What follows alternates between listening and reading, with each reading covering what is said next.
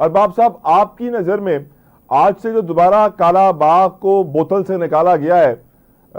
सैलाबी सूरत हाल पंजाब में देखते हुए, और हमेशा की तरह पीपल्स पार्टी ने उसी तरह भरपूर मुखालिफत की है,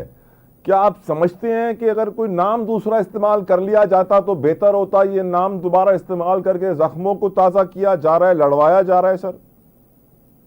देखिए जी, जहां तक कालाबाग डैम की बात है तो हम बहुत छोटे थे कि हम ये सुनते आ रहे हैं कि कालाबाग डैम से खैबर पुख्तनख्वा डूब जाएगा, सिंध डूब जाएगा,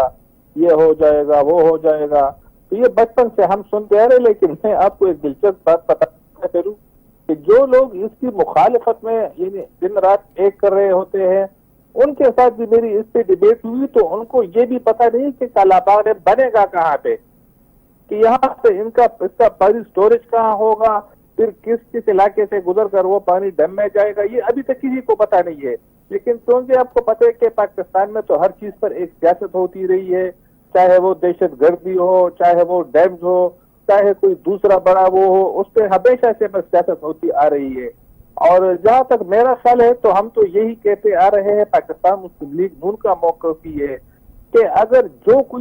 कुछ पाकिस्तान के मुफाद में हो, चाहे वो डैम हो या जो कुछ भी हो, लेकिन उसमें मुल्क की मुफाद में हो, चारों सूबों की कंसेंसस हो से, तो इस किस्म के जो बड़े प्रोजेक्ट है वो होने चाहिए। तो कालाबाग डैम भी अगर पाकिस्तान के मुफाद में है तो चारों सूबों को एतमाद में लेकर अगर उससे काम शुरू किया जाए तो मेरे ख्याल से ये गलत नहीं होगा।